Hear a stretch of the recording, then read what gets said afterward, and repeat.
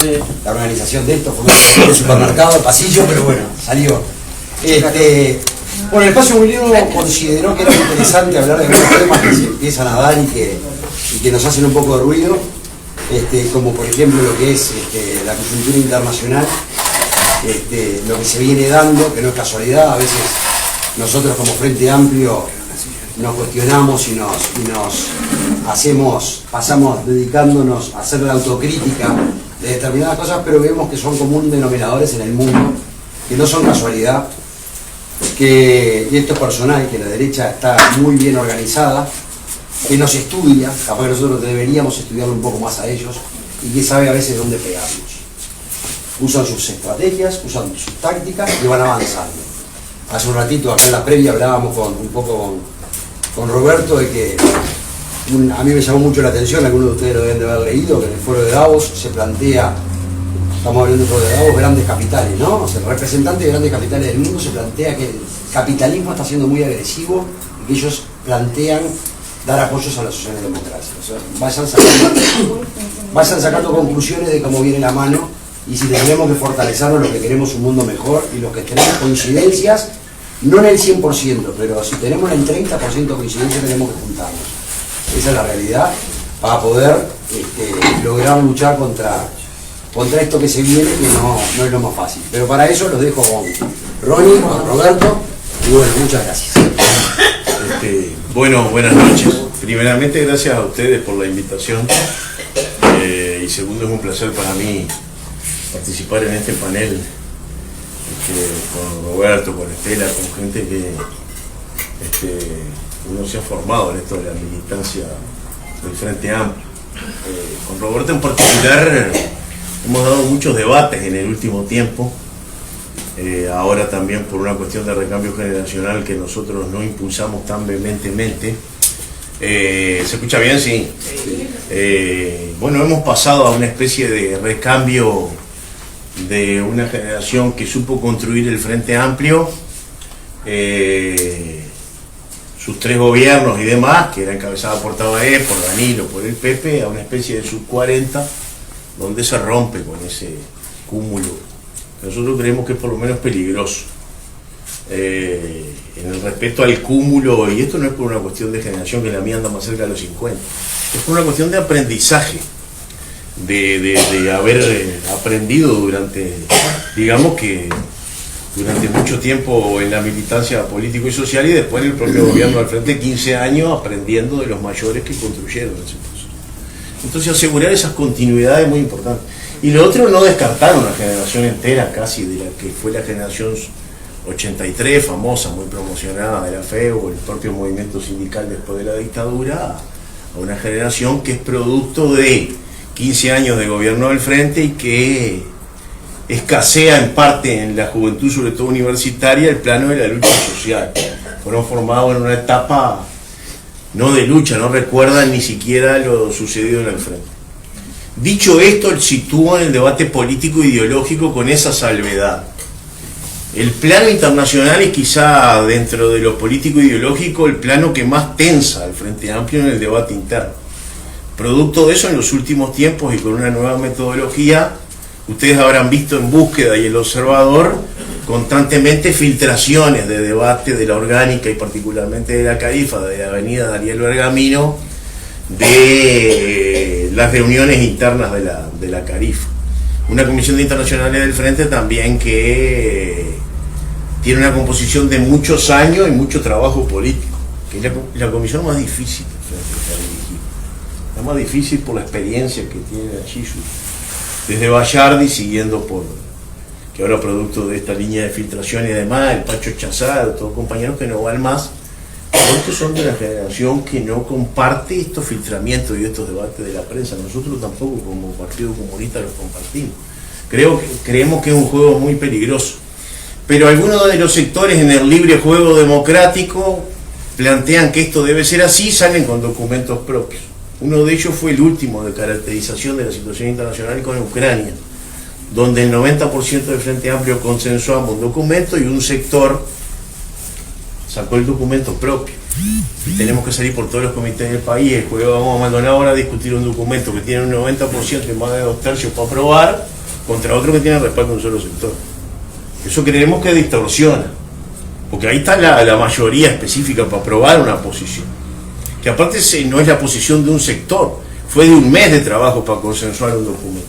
Y si perdemos esa capacidad de síntesis y comenzamos con la confrontación directa ideológica de más de 30 grupos, pongámosles con 5 grandes líneas ideológicas, una línea revolucionaria fuerte que en el frente existe, revolucionaria dialéctica, abierta, por supuesto, no revolucionaria de antaño, dialéctica actual, que es deslegitimada por justamente esta nueva generación y otros componentes de más viejos, de ser una cosa que la revolución está descartada, ya fracasó, la construcción de otro régimen político no es posible.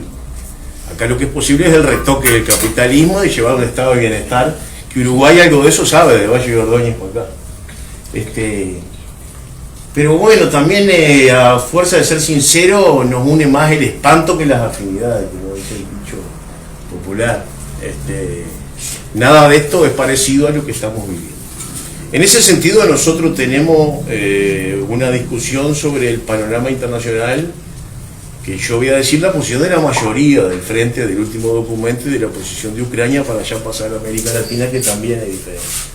Nosotros creemos que la coyuntura actual del mundo está marcada por la transición de la unipolaridad neoliberal hegemónica desde los 90 a un mundo multipolar, donde irrumpe China con mucha fuerza, a lo que logra ahora sumar a Rusia, y también a través del asesinato del general Soleimani y otras acciones contra Irán, a los persas, que no es poco.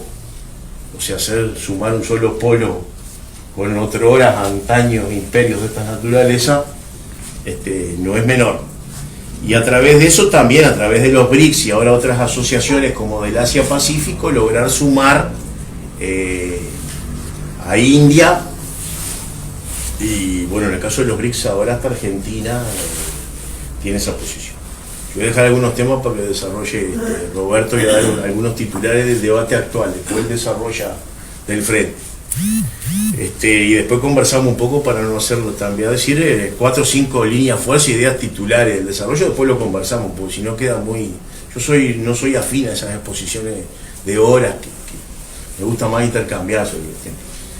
Lo segundo es que ese imperialismo norteamericano agredido pasa a la fase militarista, su acción, porque es donde conserva la mayoría de la hegemonía, y arrastra a Europa a un conflicto que es el gran perjudicado con esta guerra de Ucrania, que provocan los propios Estados Unidos y la OTAN. A través de eso, no voy a hacer toda la transición que está escrita en el documento, que seguramente lo habrán leído, donde se empieza a no cumplir más lo que Gorbachev negoció, que era obvio que no se iba a cumplir, que era la extensión de la OTAN, y Putin desde el año 2014 con lo de Crimea empieza a cambiar toda la infraestructura de Rusia y la vuelca hacia la parte siberiana, hacia un posible comercio con la zona de Asia-Pacífico, en particular con China. O sea, no es casualidad la expresión de Putin, ¿no?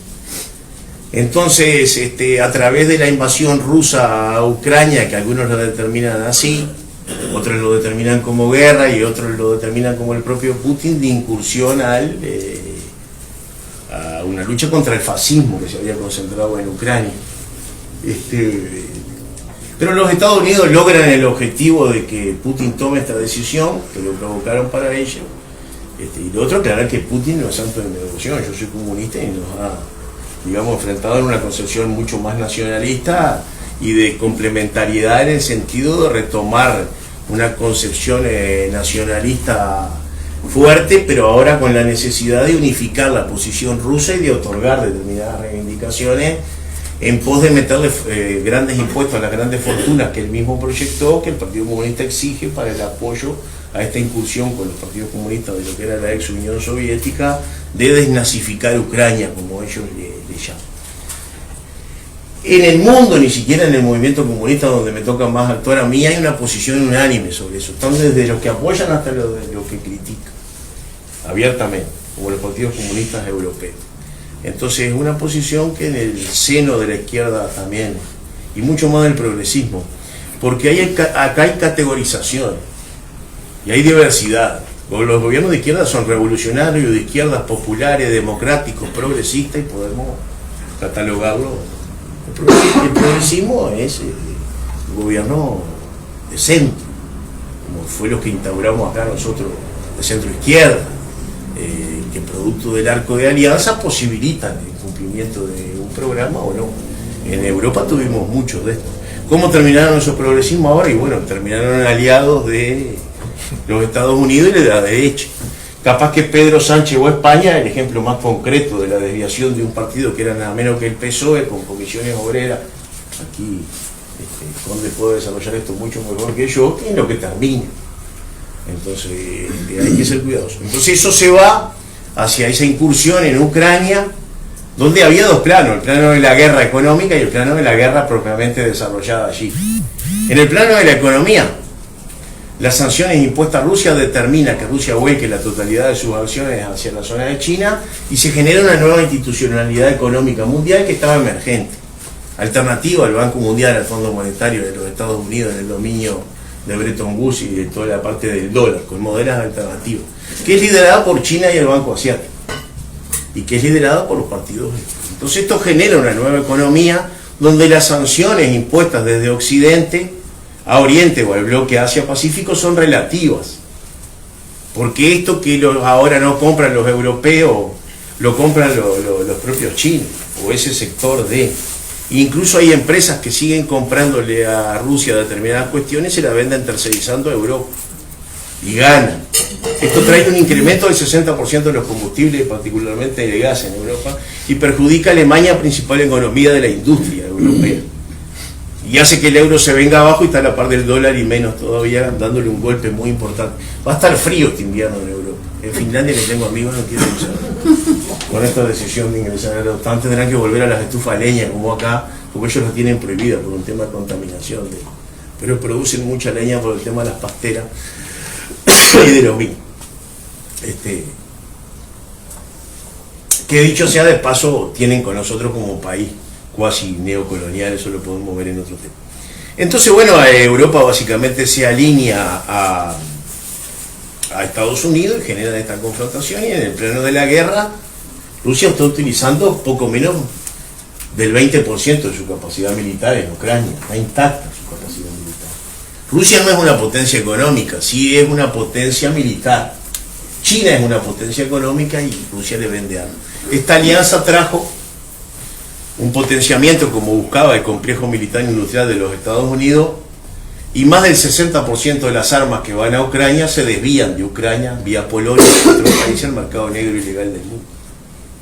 Esa famosa ayuda que llega a Ucrania de los países se desvía al mercado mundial negro de armas para sustentar los más de 30 conflictos mundiales que hay, particularmente en África, donde las potencias luchan por el control del petróleo en Siria o en otros países, y particularmente por el control de las tierras raras y los nuevos implementos necesarios para una economía que se basa en la ciencia, la tecnología y la innovación, y donde la particularidad del desarrollo y la producción científico-tecnológica con China, la 5G, que ya en 2026 China va a estar en el 6G, nosotros estamos discutiendo el 5 acá, eso da para un debate en T. Me toca atender por Montevideo ahora la República Popular China, porque la Silveira me hizo el honor de fletarme en el mes, que era director de Educación Superior, y me encaré esta nueva tarea ayudando allí en la Intendencia de Montevideo. Trabajamos muy bien con Martín Clavijo, que está acá en Canelones, compañero también y vamos a potenciar con Canelones un par de obras sinosales que van a ser muy importantes. La primera de ellas, desde Tres Cruces, esto es un paréntesis recto, una vía rápida de ómnibus, ojalá pudiera ser de trenes, Tres Cruces Pando, y la otra segunda de trenes, muy difícil por la capacidad que tiene después de devolver ese dinero, pero la vía rápida de ómnibus va a ir con una empresa china, eso ya está avanzado, y después será la parte de Ciudad de la Costa con la propia Tres Cruces también, que son obras de mucho impacto, donde yo no creo que en esta coyuntura, como le dije a Carolina, el gobierno negociando un tercer día que no préstamos que vengan de China, que los chinos pidan que se aprueben a nivel nacional. Más fuerte. Bueno, en ese caso entonces tenemos esta cuestión mundial, de nueva cuestión que impacta en las economías emergentes y en las economías como la de América Latina. el panorama en torno al conflicto de lo que pasa con Ucrania y Rusia está abierto. Yo diría que China está entrando en una fase a través de la agresión de Taiwán ahora mucho más potente en la alianza con Rusia, y como dijo el propio Kissinger, esto de abrir dos frentes a la vez de Estados Unidos puede ser un tanto complejo, porque le puede sumar definitivamente esa alianza ruso-china y puede su etapa imperial acabar bruscamente. Esto va a tener un impacto en la política estadounidense y en las elecciones próximas que tendrán ellos, donde lamentablemente, como pasó en Europa, donde la izquierda no resume, porque el movimiento sindical no existe, porque el movimiento social es muy débil, y porque nuevos movimientos como los verdes, los feminismos con otras características, no como los de acá, coparon la parada y son movimientos que los partidos verdes pueden ser incluso funcionales al gobierno de la derecha. En cualquier momento surge un partido verde en el Frente Amplio, acuérdense. Ya hay uno medio ahí en otro lugar, porque son cuestiones que tienen que ver con las estructuras mundiales. Los verdes son una estructura mundial de peso hoy, en las definiciones de Europa. Y bueno, acá las cosas de Europa llegan 20 años después, por suerte. En Brasil hay. Pero llega. Brasil hay, y en otros países de América Latina también. Eso impacta en los Estados Unidos con un favoritismo de Trump fuerte hacia las próximas elecciones, que por su nacionalismo tiene un muy buen vínculo con Putin, y creo que rápidamente los sectores que básicamente Kissinger, de los republicanos, es el gran asesor de política internacional, con otra gente, pero él tiene ahí un protagonismo de los grandes institutos, estos que los yanquis tienen de desarrollo de la política internacional, y las grandes universidades. Bueno, habría un viraje de intentar reconstruir un sector nacionalista más fuerte, como con Bolsonaro. Esperemos que gane Lula en Brasil, eso lo hablamos después, y va a haber esa etapa de una América Latina ya entrando en el continente. Esto queda África, quedaría para un debate, la gran olvidada de los grandes eventos en política regional y en estos debates. África tiene una situación de migrantes con Europa sumamente compleja. Después tienen países como la India, que tienen un potencial de desarrollo importante. Está la parte del África subsahariana, está la parte... son distintas Áfricas. Y bueno, tiene un potencial donde los chinos, básicamente a través de 20 años de inversión, detentan un liderazgo político importante, con influencia muy importante en materia económica sobre los diferentes gobiernos africanos. Los chinos son muy pragmáticos en sus aspectos políticos. TLC con la calle Pou, nos enteramos por la prensa, no por el embajador, con quien nos reunimos seguido, que iban a hacer este proceso cuando nosotros creíamos que esto estaba un tanto menos adelantado. Llegando a América Latina, un continente en lucha, efervescente como ha sido el último tiempo, y esto es una lectura particular porque esto está en debate. Creo yo con una resistencia de la Revolución Cubana muy importante en los 90, a lo que se suma después la llegada de Chávez en el año 1998 al gobierno de la República Bolivariana de Venezuela, que debate que en el propio Frente Amplio fue muy difícil, porque Chávez era un milico que había querido dar golpe de Estado y demás. Recordemos que esos debates fueron durísimos. Y bueno, yo estaba en Cuba en ese momento con Fidel, estábamos en el proceso de rectificación de errores, yo soy producto de ese debate, entonces por lo general suelo tener interpretaciones un tanto diferentes, sobre todo dentro del Partido Comunista, de lo que significó el socialismo en la Unión Soviética. Y bueno, y esa construcción de ese marxismo mucho más latinoamericano, en el caso cubano con un gran protagonismo de José Martí y ahora del propio Fidel, una línea revolucionaria mucho más latinoamericana, mucho más dialéctica, abierta a los nuevos procesos. Y a partir de la construcción de esto, de la llegada de Hugo Chávez, después Lula, y se abre este ciclo que algunos denominan como ciclo progresista de América Latina, con diversidades hasta que llega el gobierno de Nicaragua, y con un eje potente que es el bloque ALBA, y que empiezan a trabajar fuertemente en el plano ideológico dos revoluciones muy importantes, una de ellas hoy no tanto, que son Cuba y Nicaragua, y que tiene muchísimo que ver también con el proceso bolivariano acelerado de Chávez, por la capacidad de Chávez de inversión Petrocaribe y toda la parte petrolera y energética de Venezuela, que preocupó inmediatamente a los gringos. En un momento sabremos que a Chávez lo mataron, le inculcaron el famoso cáncer. Eso cada vez hay más evidencia. Pero bueno, los gringos cada 30 a 25 años desclasifican sus documentos, y ahí básicamente se sabe que eso hay grandes chances de que sea así, junto con otros. Bueno, y ahí viene el famoso golpe a Zelaya, cuando Zelaya ingresa al ALBA, recordemos, en ese mismo proceso Roberto Chávez nos salvaba acá cuando COFAC se fundía y se creaba el Bandes, la inversión al hospital de clínica en su parte medular de la atención de emergencia, donde invierte 20 millones de dólares, después Tabaré saca 4 para el Instituto del Cáncer, pero fue una buena acción. Igual no consultó la universidad. Nosotros no quisimos salvar el cooperativismo financiero. También. Y después, bueno, con el tema del cooperativismo financiero teníamos la experiencia de Credit Cop en Argentina y demás, lo que pasó con Envidrio, y bueno, y después algunas acciones que también nos dificultaron el proceso de intercambio porque somos humanos, porque algunos metemos la pata hasta el cuadril y a veces pasan este tipo de cosas que perjudican estos procesos. El resto de la historia, ustedes la conocen como esos 10 años, 15 de gobierno de izquierda, revolucionarios, progresistas y populares, como se definen los argentinos, por ejemplo, cambian el mapa político de América Latina. A través de Brasil empieza un proceso fuerte de integración regional, de promover con Chávez el Mercosur, el ingreso de Venezuela, recuerda, el tema de la UNASUR, el tema de los convenios de intercambio con Uruguay, Bolívar Artigas, todo lo que empezamos a intercambiar en productos, ¿no?, en moneda, y la idea de Lula y de Celso Amorín, ahí lo voy a dejar a Roberto que estaba en ese periodo, donde empieza el proceso de integración latinoamericana a impulsarse, y el tema de la creación de los BRICS, la presencia de China, el lanzamiento de Dilma en Fortaleza del Banco Asiático y toda la cooperación, y hasta ahí llegó el amor de los gringos y empezaron la operativa, y vino el golpe de Estado contra el gobierno de Dilma y rompió el proceso de acumulación. Antes Zelaya, antes Lugo, que está muy jodido, que se viene recuperando, estamos siguiendo ese tema.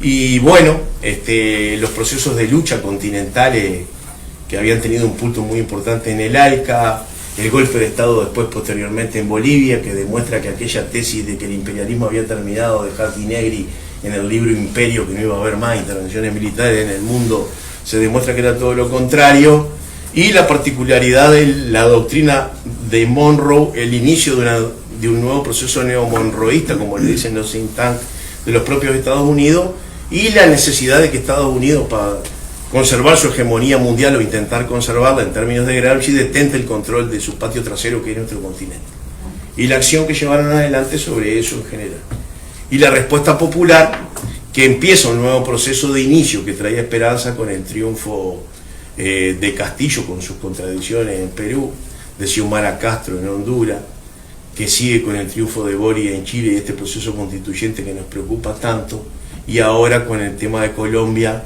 donde por suerte Petro, la primera medida que toma parte de un plan financiero es la destitución de más de 30 generales que son serviles a los Estados Unidos de las Fuerzas Armadas colombianas, donde allí hay 9 bases del imperialismo norteamericano y donde son socios estratégicos de la OTAN. Y en el horizonte inmediato la elección de Brasil, que sin duda será la gran lucha electoral de América Latina, para que Lula pueda ganar. Si es en primera vuelta mejor, aunque allí no será sencillo. El resurgir del fascismo y las iglesias neopentecostales, que es el principal bloque aliado social de Bolsonaro, se impondrán. Pero bueno, los propios tipos que pusieron preso a Lula, como la cadena Globo, la burguesía paulista y demás, a ver las demencias que este tipo estaba haciendo, y los debates con China, que a quien le venden las cuestiones del agronegocio y con quienes negocian mal los brasileros, principal socio comercial, dijeron, bueno, ¿y quién le puede ganar a este hombre Bolsonaro? Y nadie, solo que soltemos a Lula, y Lula será el que. Entonces en esa alianza entra Alckmin, que es el vice de Lula, un Lula que ya tiene la edad que tiene, que es la consolidación de la alianza con la burguesía paulista, porque esto es política, y que veremos cómo se desarrolla, pero bueno, un triunfo de Lula ahí por su base social, que entrará en contradicción con los sin tierra, con el movimiento obrero, con el movimiento estudiantil, y en esas tensiones de un país tan rico, Lula con su habilidad podrá repartir mejor la torta, dándole a ganar a quienes también lo pusieron ahí, con quienes debe mantener una alianza para derrotar el sector del bolsonarismo. Nada muy distinto, salvando las enormes distancias, lo que hicimos en un momento nosotros con el encuentro progresista en su momento. Nada muy distinto. Ellos dicen, nosotros nos basamos en la experiencia uruguaya, y para construir esto nos basamos en el enfrentamiento, te lo dicen claramente. Así que bueno, pero bueno, Brasil es una potencia regional y con un continente con México, con Andrés Manuel López Obrador en el mismo sentido, impulsando, que ha tenido muy buenas acciones en el último tiempo, tendríamos un continente por primera vez con esas economías tan grandes, ni que hablar si Argentina logra conservar el gobierno del kirchnerismo, lo cual es difícil por la situación social de Argentina, y nuestro papel en 2024, que no suma a estas grandes corrientes, pero sí suma para nosotros que vivimos acá desde donde vivimos, porque nuestro principal aporte al proceso continental tiene que ser ganar el cuarto gobierno para el Frente Amplio y empezar a construir no un nuevo progresismo, como dice algún programa que anda por ahí, sino un gobierno de grandes mayorías nacionales que desde el pueblo, desde el pie, organizada, detrás de un programa, hagan posible transformaciones estructurales que el país requiere. Estos son reformas legales, son reformas financieras, son tocar sectores del capital que hasta ahora no han sido tocados, y será un gran desafío. Pero eso lo conversamos en las próximas reuniones y le doy la palabra a Roberto. Le dejé picar algunos temas que conoce bien. Algunos.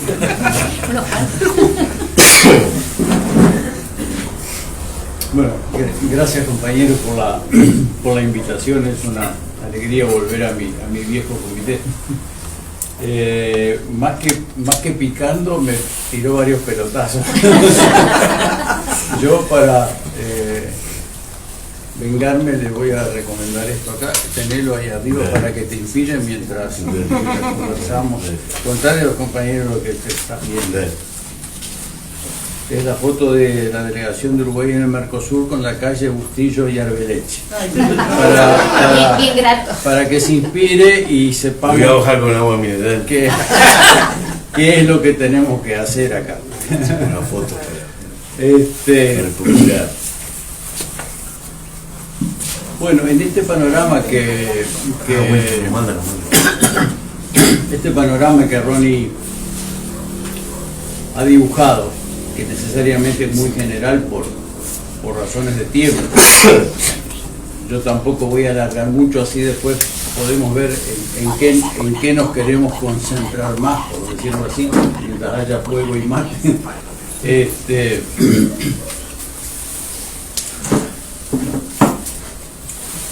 Si yo tuviera que tirar una frase así de gancho para atraer la atención de ustedes y decir, bueno, vamos a tratar de caracterizar el momento del mundo actual. Les diría, bueno, compañeros y compañeras, bienvenidos a la geopolítica.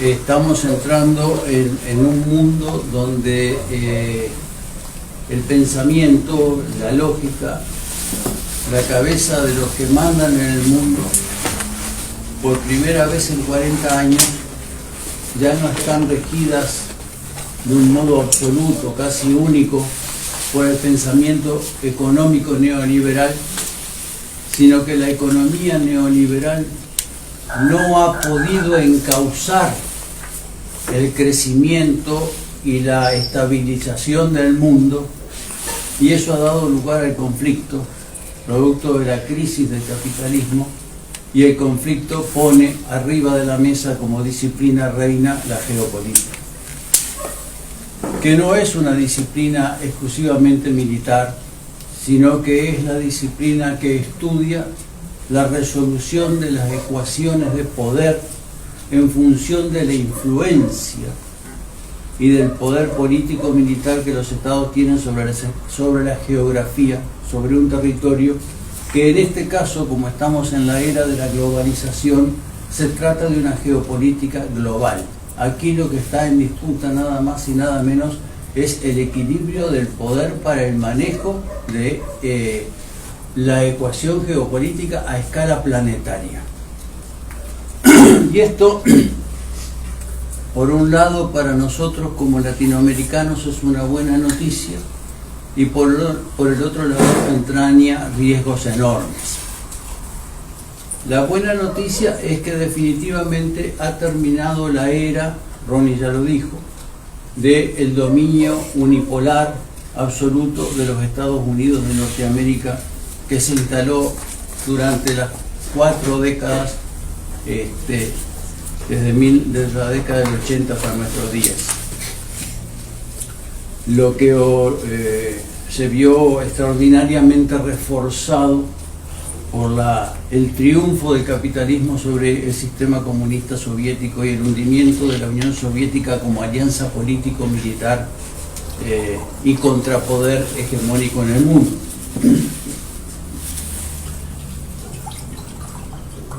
Digo que desde ese punto de vista, para nosotros los latinoamericanos es una buena noticia,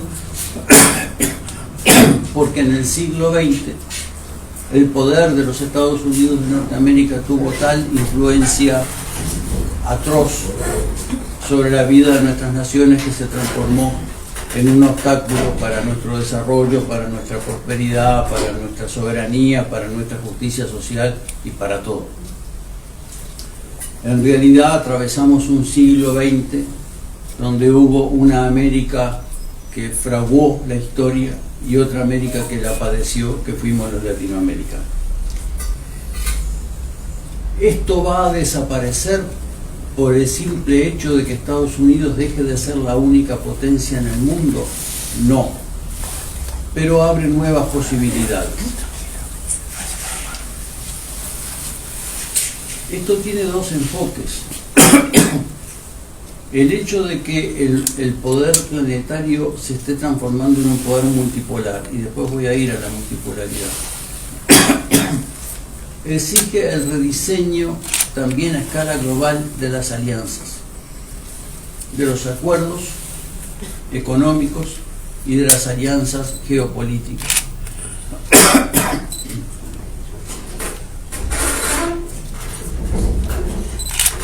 Y nosotros, los latinoamericanos, estamos atravesando por una etapa particularísima en la cual hemos resistido el sometimiento a los Estados Unidos geopolítico común, como logró hacer Europa en su momento, Norteamérica en el suyo.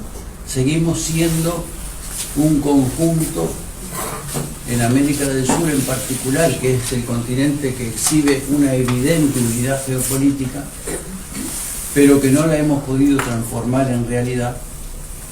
Seguimos siendo 10 países, en realidad son 12, Guyana y Surinam casi no tienen peso ni político ni económico, pero seguimos siendo 10 países que cada uno por separado mira al mundo y se inserta hacia afuera. Y no hemos podido cambiar esa realidad.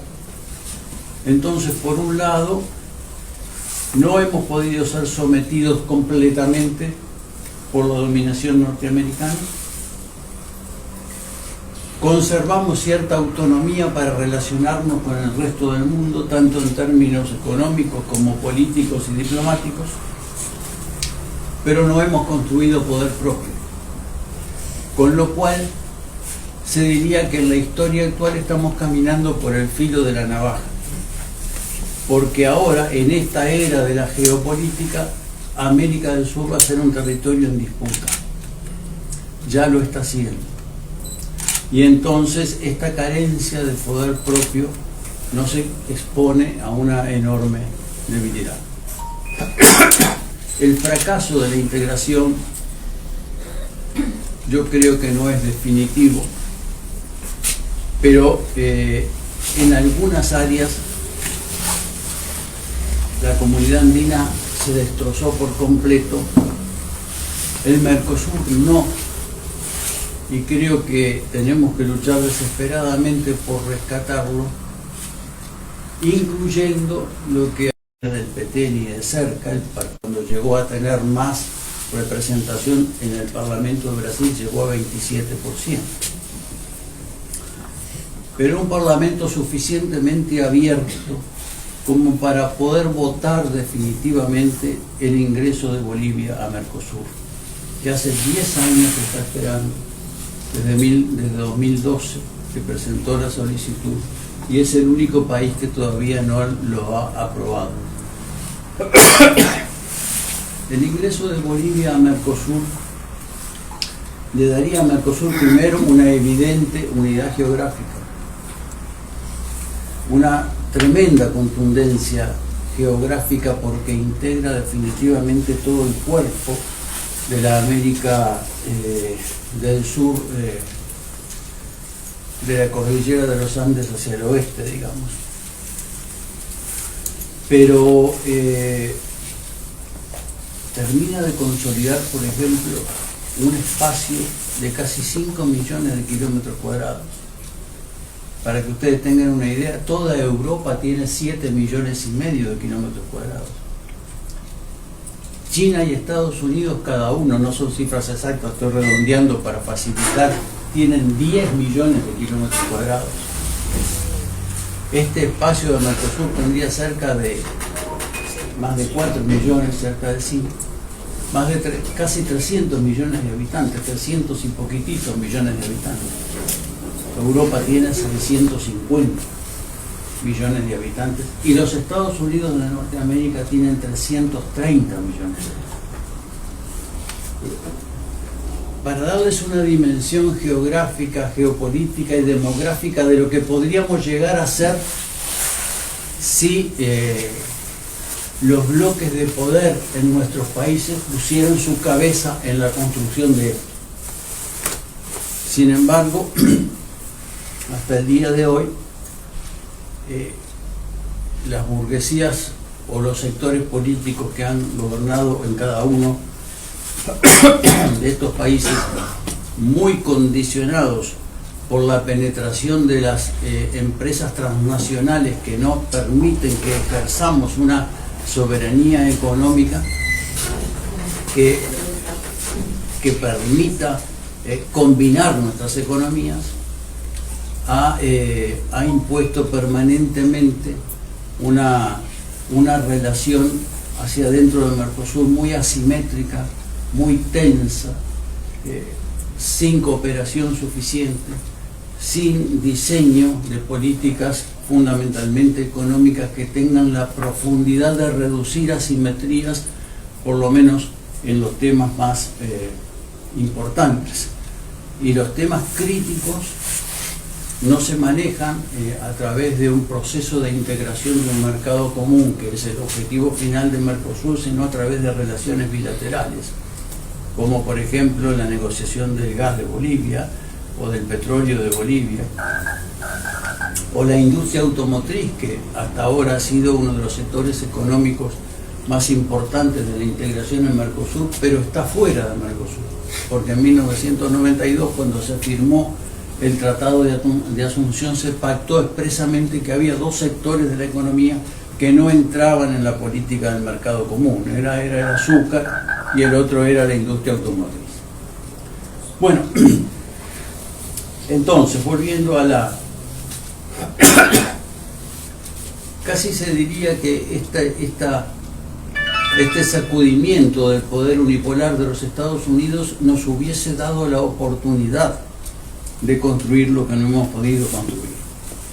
Pero en todo caso, lo que debemos decir como gente de izquierda aquí, que esto no está perdido y que sigue siendo la batalla estratégica más importante que nuestros países tienen por delante. Esto no es un fanatismo mercosuriano, esto es simplemente concepción estratégica de desarrollo, y más aún en el mundo que estamos empezando a vivir. Fíjense que incluso economías, hablemos de Chile, pero hablemos del Ecuador de Lasso ahora, que es un banquero neoliberal, en el año 2021 China casi alcanzó a los Estados Unidos en compras al Ecuador. Y en el 2022 las proyecciones anuales indican que China va a comprarle más al Ecuador que los propios Estados Unidos, ¿no? Por no hablar de que ya es el principal cliente de Argentina, de Brasil, de Uruguay, ¿verdad?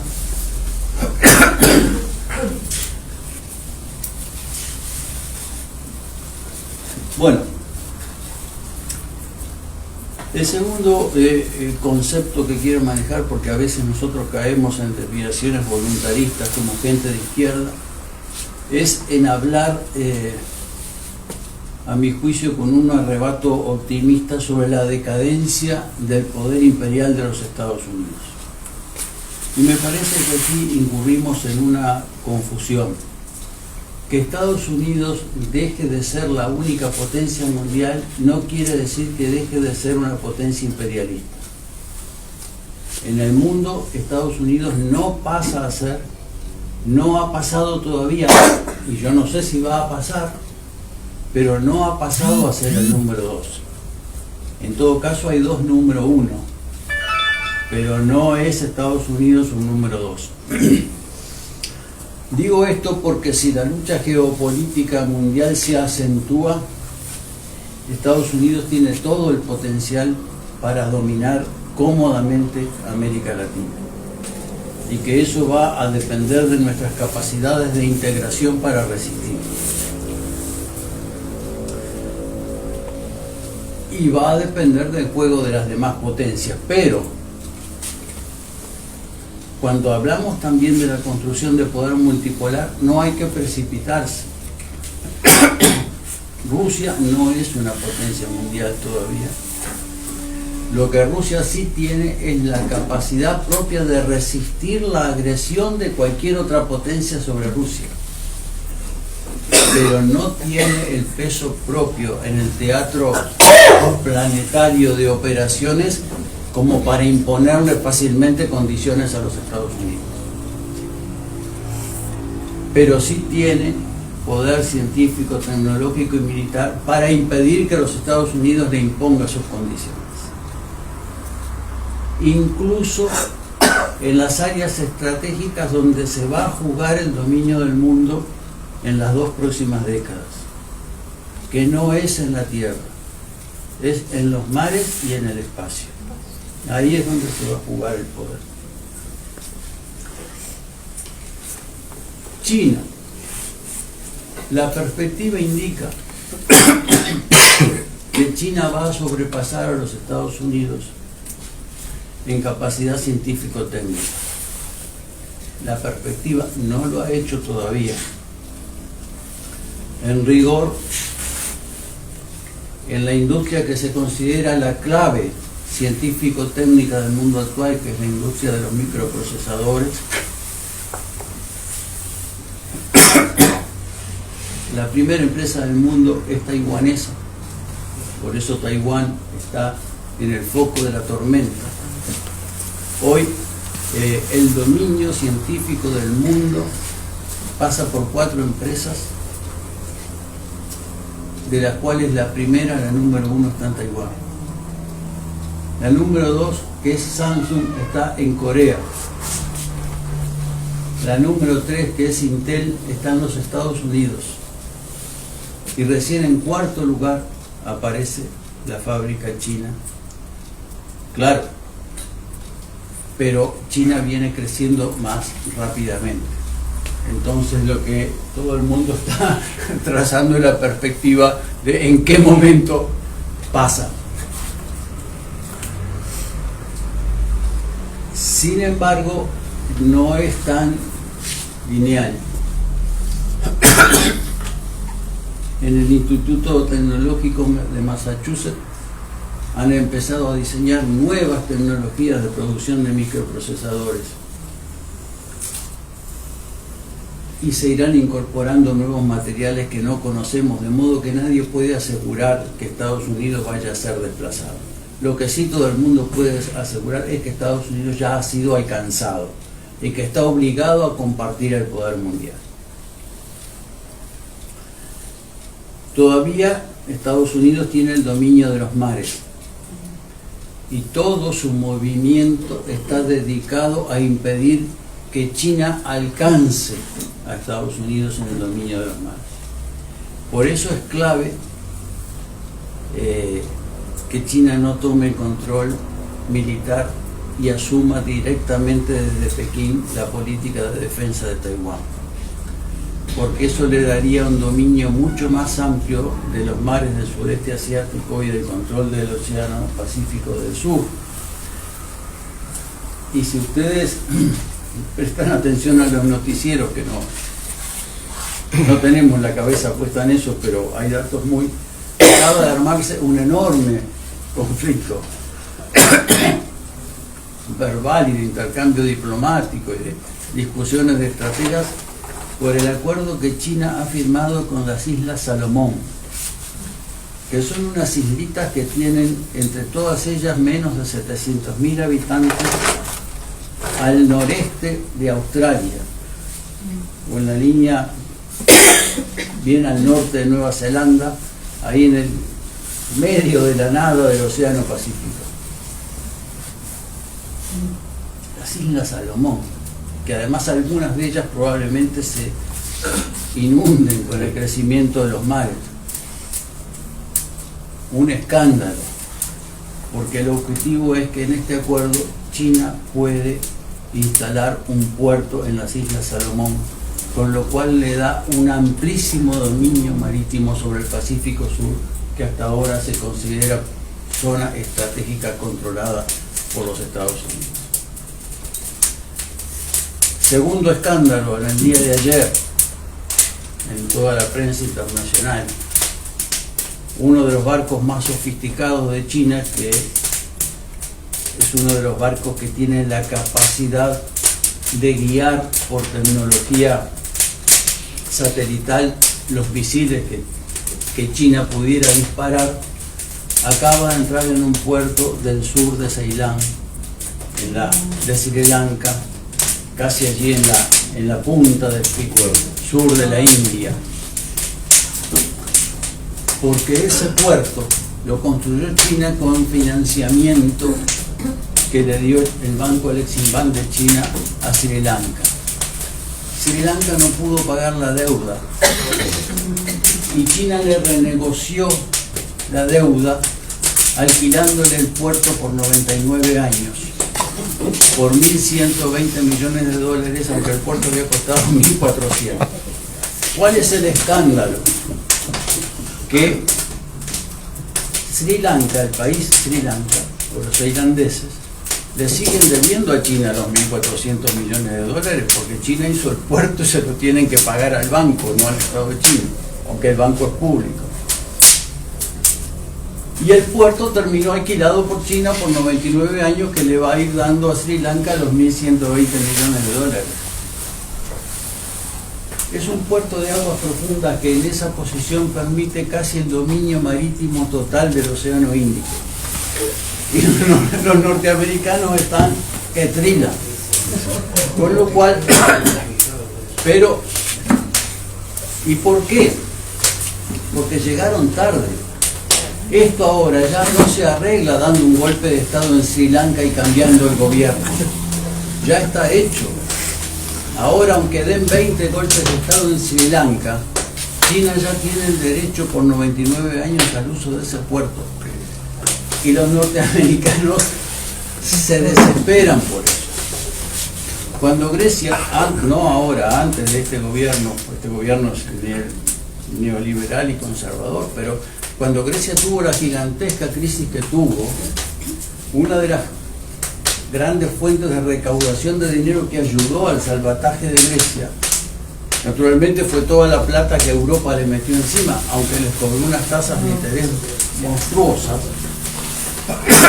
Los chinos, ni lerdos ni perezosos, yo en ese momento estaba en la Cancillería y estuve en Grecia, y estuve conversando con el capitán Sacos, que era el dueño de Sacos aquí en Uruguay, dueño de la Fundación, la hija de él, que ahora murió, sí, instaló aquí en Uruguay la Fundación Sacos. Nos explicó a un grupo de uruguayos así y otros chilenos que estábamos con él la historia esta, porque él se lleva muy bien con los chinos. Los chinos, esto es un paréntesis, lo admiran y lo quieren mucho, lo respetan como un héroe, porque durante la Segunda Guerra, cuando China estaba bloqueada, el capitán Sacos con sus barcos siguió abasteciendo a China de carbón pese al bloqueo japonés, con lo cual lo consideran casi un héroe un héroe de China. Bueno, por las influencias que sean, cuando él nos invitó a cenar a la casa, estaba cenando con nosotros allí, también invitado, el inspector general de todos los astilleros de China. El tipo que dice qué barcos se construyen en China y que da la aprobación si ese barco está bien o está mal, si puede ir al mar o no puede ir al mar. O sea, un hombre de la cúpula del poder de China.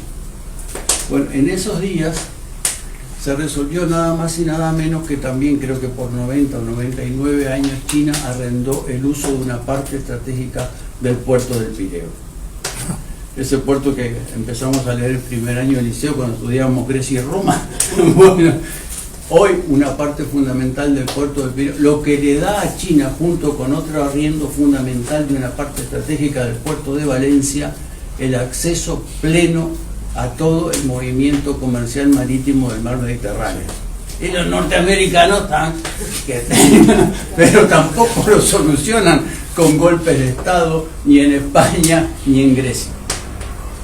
O sea que es cierto que China está construyendo su poder en el mundo. Estaba leyendo un balance que publicaron ayer, no sé de ayer. China tiene el control de 75 grandes áreas portuarias en el mundo actual. Y la compañera dijo, es muy importante. Pero ¿saben qué? Estados Unidos tiene 600 bases militares. ¿Verdad? 600 contra 75. Y son bases militares. Y ahora las está ampliando. Porque está ampliando las bases militares en Rumanía, están ampliando las bases militares. Bien. Entonces, China es la primera potencia comercial del mundo.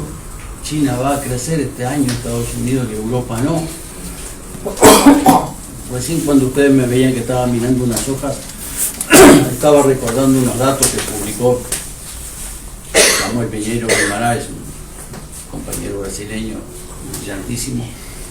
En China actualmente se reciben más de 500.000 ingenieros por año y se doctoran más de 10.000 ingenieros por año. La diferencia no es menor, porque los que se reciben de ingenieros, los que tienen la licenciatura, aplican conocimiento, pero los que se doctoran producen conocimiento, porque son investigadores. No hay ningún otro país en el mundo que produzca 10.000 investigadores nuevos en ingeniería por año. Digo, no estamos hablando del 500.000 de ingenieros, estamos hablando de 10.000 doctores en ingeniería, es decir, investigadores que producen conocimiento. Por eso China está yendo más rápido en el uso de la tecnología cuántica, está yendo más rápido en el desarrollo de la tecnología 6G.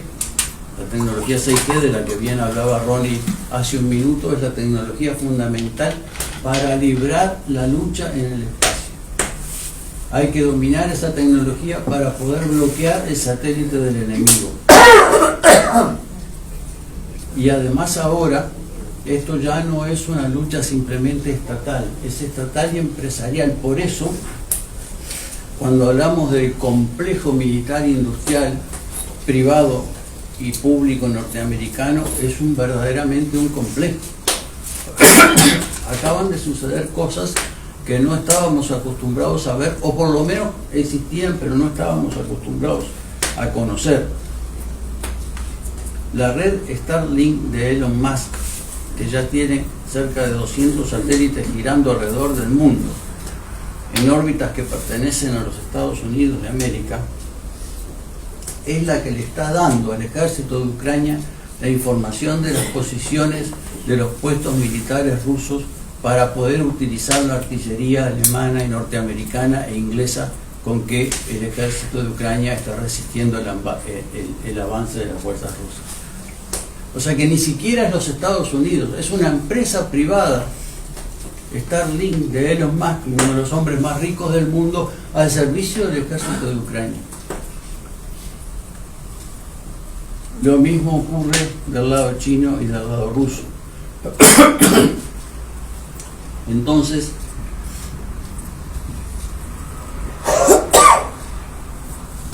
La guerra en la próxima década se va a definir en el mar por la cantidad de submarinos que se tengan con disponibilidad de energía atómica.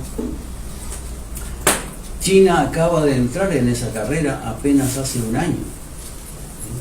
China ha votado recién el primer submarino propulsado en energía atómica capaz de lanzar desde el submarino misiles a una velocidad hipersónica, es decir, a una velocidad superior a la velocidad del sonido.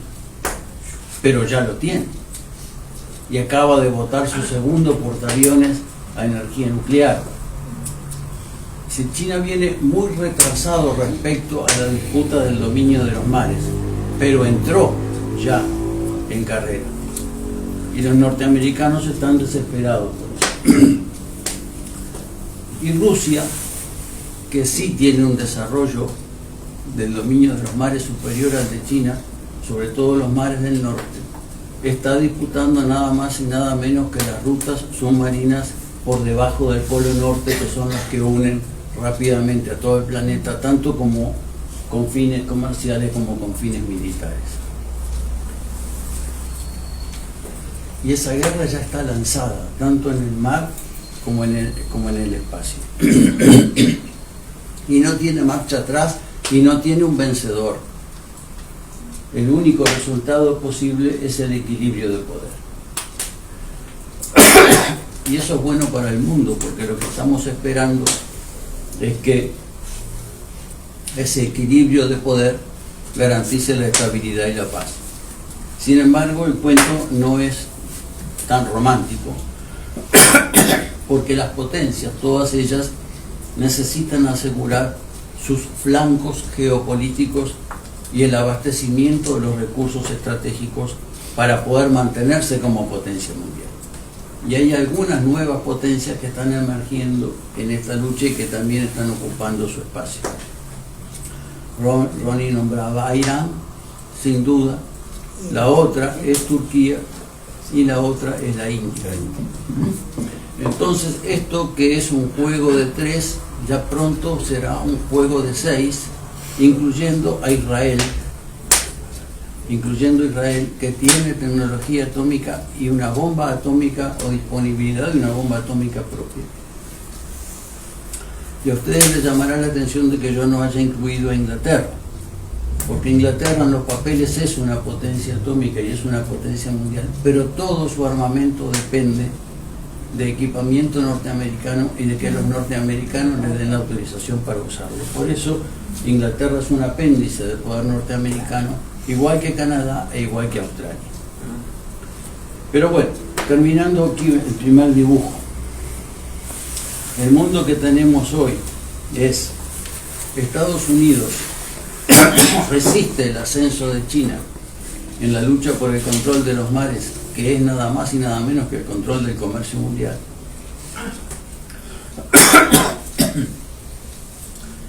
El cordón de seguridad de los Estados Unidos arranca en Corea, Japón, Taiwán, Filipinas, Nueva Zelanda y Australia.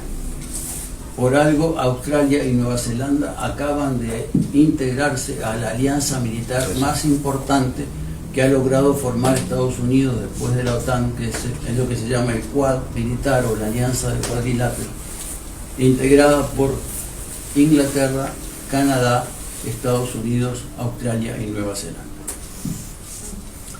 Y seguramente, esto es pura especulación, pero si Persia accede al dominio de la tecnología nuclear,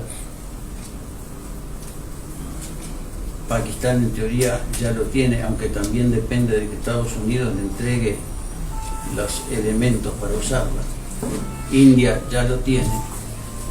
Lo que vamos a asistir, lamentablemente me parece a mí, es a la nuclearización de Oceanía. Es decir, Australia se va a transformar en una potencia atómica como parte del juego de contener a China.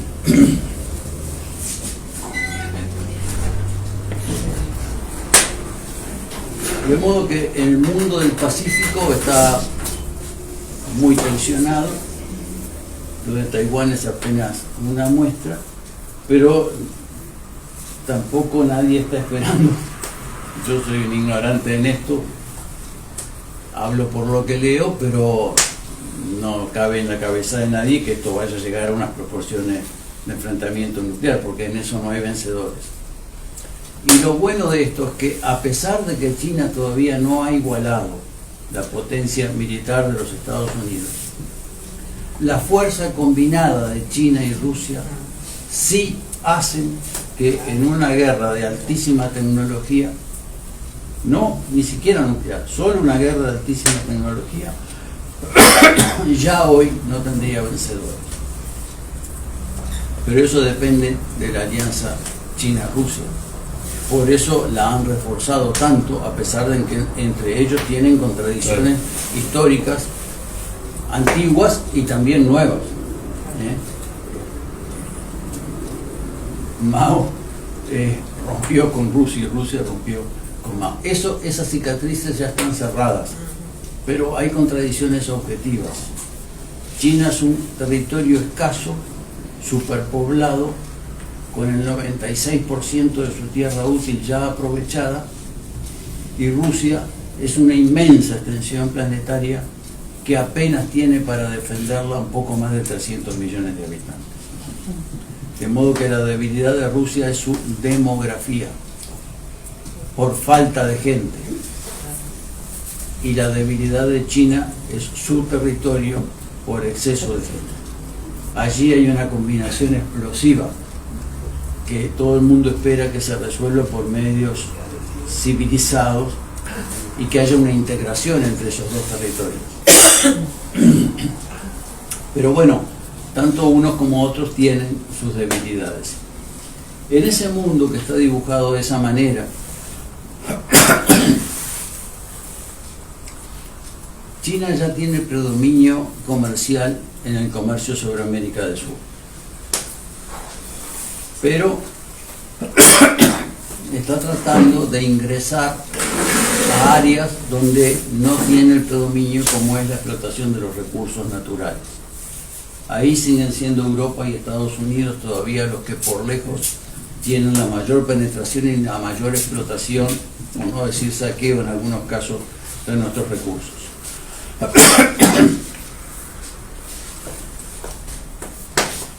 Aparecen fenómenos nuevos como el del litio en Bolivia, Argentina, algo en Chile, no es una potencia Chile. Y lo que estamos encontrando es una respuesta diferente de nuestros países. Primero, cuando todo el mundo pensaba que Bolivia y China iban a acordar la explotación del litio, no lo hicieron, porque las condiciones de China no eran favorables a Bolivia. Y China terminó haciendo un primer acuerdo con un país capitalista que es Corea del Sur. Ahora ha mejorado eso porque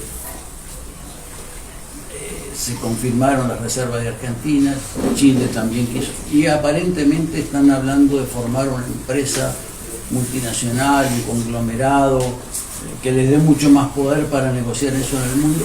Y ya se han empezado a producir algunas industrializaciones de litio en Bolivia como fábrica de pilas y pequeñas baterías, es decir, ha comenzado a cambiar en algo esa lógica de que, bueno, los países desarrollados se llevan las materias primas pero no incorporan en nuestros países tecnología. Eso ha empezado a cambiar en algo.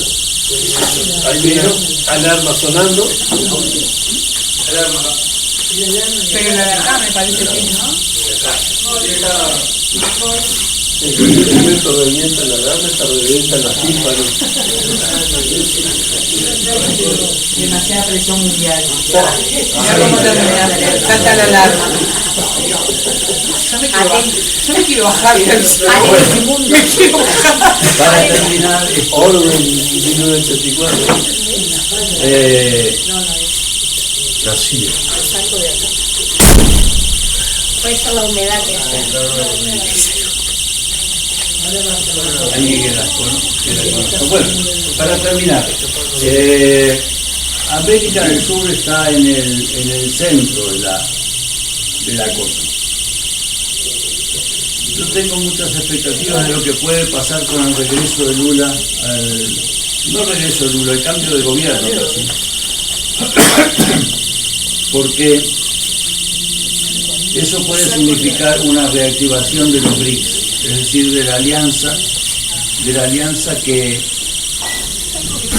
una alianza, todavía no es una alianza geopolítica, porque no tiene tanto contenido, pero es una alianza diplomática y económica y de cooperación interesante entre China, Rusia, Brasil e India y Sudán.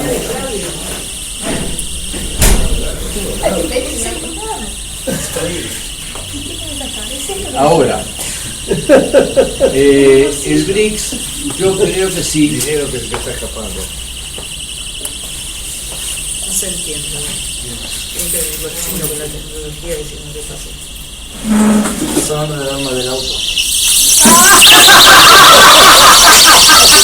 robando el auto ya. Con extraños al auto. Ya va, que estaba en la bomba de la Bueno, para que vayan a mirar el auto, Nos agobia la señora. Nos agobia. Y ya está que capaz que lo tocaron el auto. Ay, no. La última cosa que quería decir sobre los BRICS es que yo creo que son una herramienta muy útil porque producen otro encuadre. Yo no me voy a ir por las ramas ahora, además queremos terminar. Hay muchos bloques de este tipo, ¿verdad? Por ejemplo, el Pacto de Cooperación de Shanghái es un pacto económico y geopolítico, incluye a los principales países de Asia, incluyendo a India y China juntos, ¿no? El pacto de cooperación en defensa que tiene Rusia con Kazajistán, Bielorrusia, Armenia, creo cuál otro de los están ahí, Turkmenistán no, pero Tayikistán y otros, contribuyen a estabilizar esa zona que es una zona de altísima inestabilidad en muchos aspectos. No se olviden que esa es la frontera también entre el Islam y el cristianismo ortodoxo ruso. Y hay componentes religiosos y civilizatorios y religiosos en esos levantamientos que no se producen espontáneamente, sino que alguien enciende la mecha. Casualmente la CIA suele estar atrás. El último levantamiento Kazajistán, no olvidemos que a Rusia le montaron 5 levantamientos desde la caída de la Unión Soviética que los ha podido neutralizar, ¿no? Es decir, Chechenia, Georgia, Kazajistán ahora, bueno, lo de Ucrania ya viene viejo, y lo de Transnistria en Moldavia. Entonces, la CIA no duerme, y menos en este mundo actual donde la geopolítica es la que manda. Los BRICS tienen un papel interesante que cumplir, pero hay que ver si eso se va a procesar o no. Primero hay que resolver las relaciones bilaterales entre Irán y China, que están avanzando mucho según las publicaciones internacionales. El acercamiento de China con la ruta de la seda y todo eso, las inversiones. La prueba de fuego de todo eso es si finalmente Irán va a concederle también en las costas del Océano Índico un puerto a China, que es lo que China le está pidiendo. Y seguramente Irán le está pidiendo cosas que China no puede confesar, pero están en medio de esas negociaciones. Una acotación ahí que Irán es el principal país productor de drones del mundo, con la importancia que tiene. Por ejemplo, ahora hicieron un convenio con Rusia porque los drones en la guerra cumplen un rol decisivo, porque Roberto hablaba de otros países. Los persas también tienen su ciencia y tecnología. Bien, sí, 1000 drones dice que le vendieron a Rusia, vamos a ver. Bueno, El otro candidato a entrar en los BRICS es Turquía, lo cual es más complicado todavía, porque Rusia necesita a Turquía para estabilizar el Medio Oriente, pero Turquía pertenece a la Unión Europea y a la OTAN, con lo cual hay un aspecto en el cual sí Turquía puede ser útil, y es que si se entrara en una fase de distensión, en la famosa visión de Gorbachov de garantizar una zona de paz de Europa con Rusia, Turquía sería un elemento importante en la incrustación de esa arquitectura de paz y cooperación. Pero ahí quedan otras piedras en el zapato, que es resolver lo de Siria, ¿verdad? Porque Turquía quiere terminar con la población kurda del norte de Siria. Los sirios tampoco quieren a los kurdos, porque los sirios están armados y entrenados por los Estados Unidos para derrocar los kurdos, quieren derrocar el gobierno de Siria. Rusia respalda al gobierno de Siria porque transformar a Siria en un estado fallido es dejarle ese gigantesco territorio a disposición del poder de Israel, cosa que Turquía tampoco quiere. Entonces, Siria es uno de esos estados incrustados en una zona neurálgica de definición de poder. Por algo Rusia se metió ahí e impidió el derrocamiento del presidente Assad.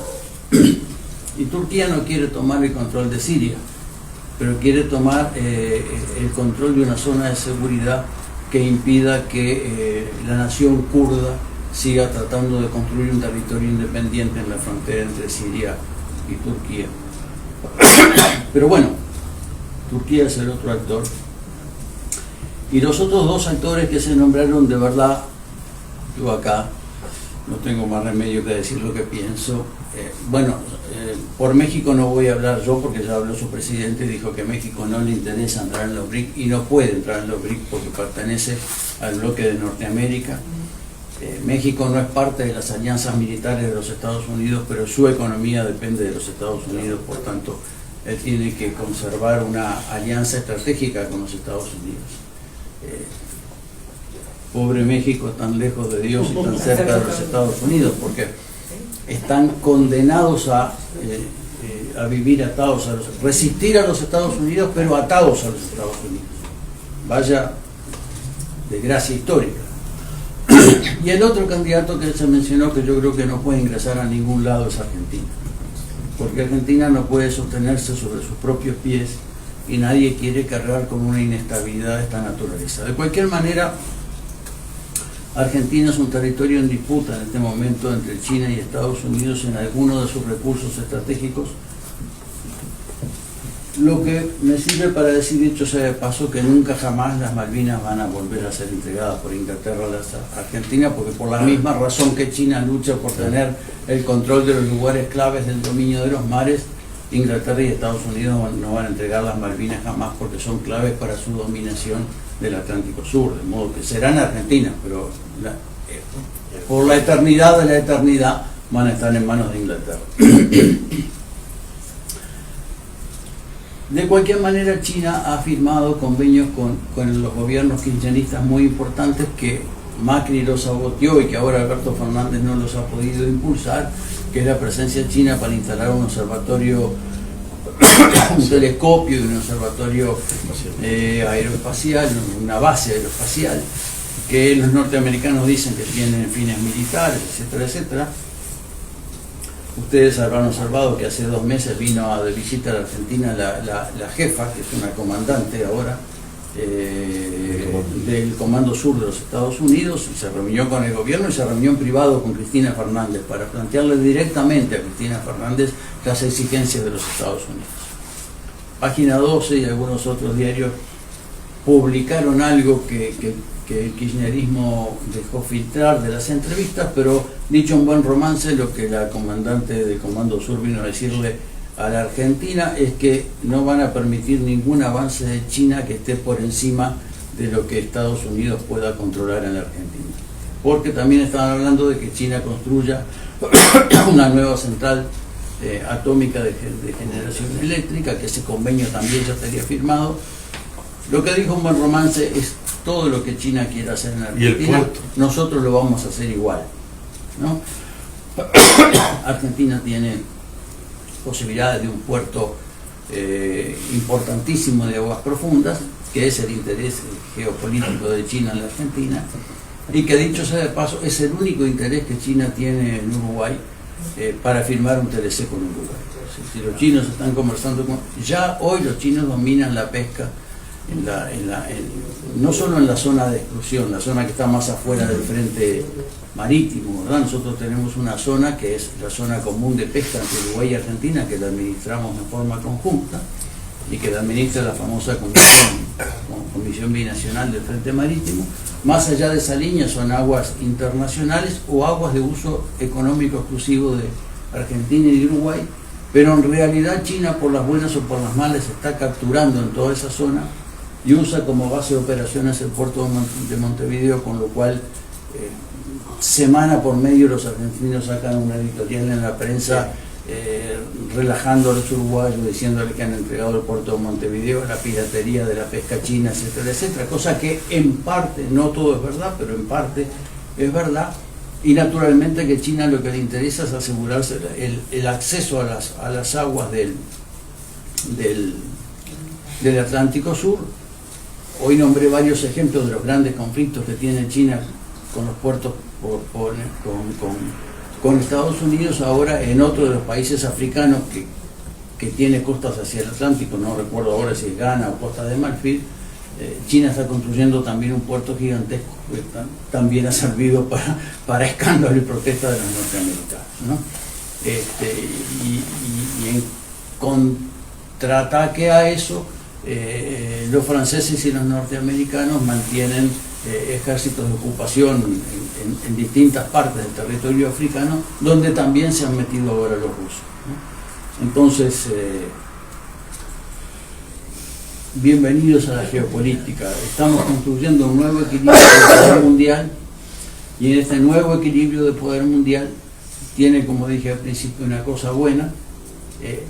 La seguridad está basada en el equilibrio de fuerzas y eso genera estabilidad, pero al mismo tiempo ese equilibrio de fuerzas y esa estabilidad está permanentemente pugnando por construir alianzas regionales y continentales que terminen de dibujar el mapa, y ese mapa no se ha terminado de dibujar. En otra ocasión podremos conversar más, aunque estos temas son un poco aburridores, pero quizá el cambio de mapa más importante que ha habido en este último año 2022 es la consolidación de la OTAN como alianza atlántica. El gran triunfador de la guerra de Ucrania en el corto plazo es Estados Unidos. En el largo plazo, si Rusia resiste, también puede ser un triunfador, pero solo si resiste y en el largo plazo.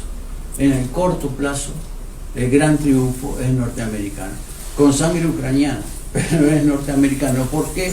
Porque logró resucitar una OTAN que estaba moribunda, se ha ampliado, ha incorporado nada más que a Finlandia y a Suecia, que son dos países fundamentales para controlar los movimientos de Rusia en el mar Ártico, y además ha largado un fenomenal paquete de renovación armamentística de 600.000 millones de dólares, nada más y nada menos.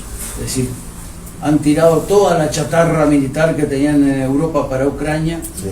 Vayan, mátense y muéranse con eso, que son fierros viejos, y al mismo tiempo lanzaron un paquete de 600.000 millones de dólares de renovación tecnológica de los equipos militares, lo cual hace que la industria de guerra ayude a mantener una economía capitalista que está en crisis, con lo cual los ayuda a combatir la inflación, a mantener creciendo la economía, y les ha dado una expansión del control militar muy importante en la unificación, ampliación y unificación y consolidación de la OTAN en Europa, el movimiento militar europeo más importante desde fines de la Segunda Guerra Mundial. Bueno, yo dejo por aquí porque ya hemos sido yo por lo menos muy aburridor, y conversemos un poco si les interesa el tema. Ahora Ronnie va a contestar preguntas. Gracias, profesor. ¿Cómo levantamos este muerto?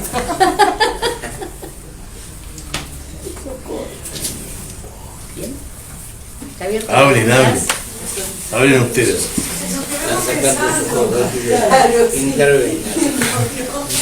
¿Qué le vamos a decir? Yo le rompo el fuego y después otros siguen. Ahí está. El rol nuestro hoy y de futuro. ¿Qué intenciones puede tener Estados Unidos? Lo tenemos claro, ¿no? Pero la OTAN como OTAN respecto a América Latina. ¿Y qué pasa con el TIAR? Que nadie habla del TIAR. ¿Es un muerto o qué? Hacemos una ronda de preguntas. Sí, sí. O de reflexiones, o de dudas, o de Quedó certeza. todo el mundo. Sí, Aplastado. son temas que, Son que, claro, no son fáciles. George Orwell, 1984. El jueves estaremos por Maldonado, porque estamos recorriendo el interior con estos temas, que se hace después de mucho tiempo, lo cual es muy bueno. Hay departamentales que tienen su propia, como Maldonado, Comisión de Relaciones Internacionales. Claro, Punta del Este depende mucho del plano internacional. Es lógico que lo tenga. La departamental del frente. Sí. Sobre este tema del TIAR, yo voy a hacer una sola cosa, no para extenderme, pero el último programa que hice en televisión hace como 2 años, que fue un debate con el senador Abreu, fue incluyó uno de estos temas del TIAR, porque la Asociación de Abogados de Brasil había publicado un artículo muy alarmante, pero que alguna razón tenía, diciendo que la modificación que los países de la OEA estaban votando en el texto del acuerdo del TIAR era el marco interamericano de un nuevo plan Cóndor, pero a nivel continental. ¿Y por qué publicaron esto? Porque el TIAR, que es un tratado interamericano de asistencia recíproca, es decir, que regula la asistencia, Que en las Malvinas no caminó. que en las Malvinas no caminó, porque había otros tratados de asistencia recíproca más grandes,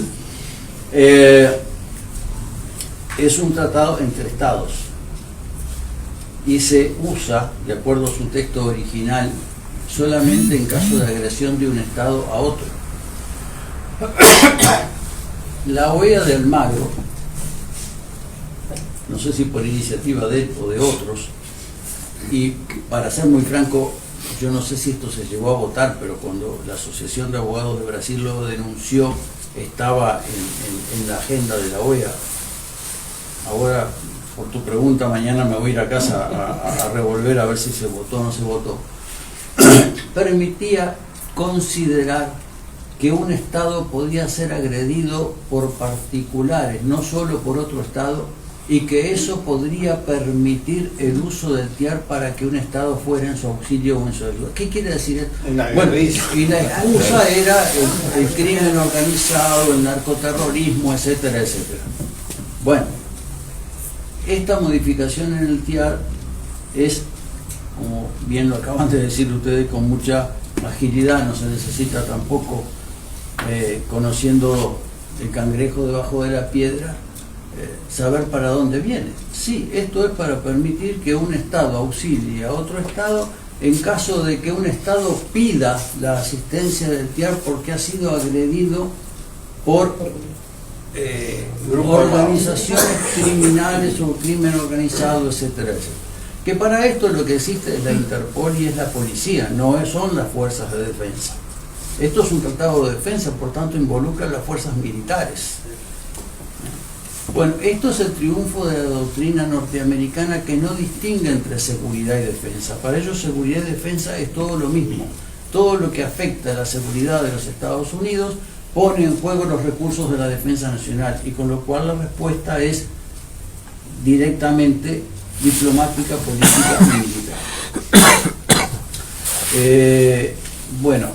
El TIAR existe, Uruguay quiso salir. Nosotros iniciamos en el gobierno de Tabaré el proceso de denuncia del TIAR en 2016 y cuando asumió la calle suspendió el proceso, es decir, suspendió el proceso de retiro de Uruguay del TIAR. Por tanto, Uruguay sigue perteneciendo al TIAR, el TIAR existe y ahora yo me voy con la pluma en el ojo a averiguar si realmente esta modificación, porque esto es monstruoso. Las excusas de esto fueron Colombia, fueron la triple frontera de Paraguay, diciendo que ahí operaban grupos islámicos yihadistas. Bueno, mañana voy a revisar si esto se terminó de votar. Hay un elemento nuevo aquí de una repercusión que a mi juicio puede tener una repercusión, no una repercusión fenomenal como digamos como una política de transformación de izquierda de Colombia. No le pidamos a Petro que haga lo que no puede hacer.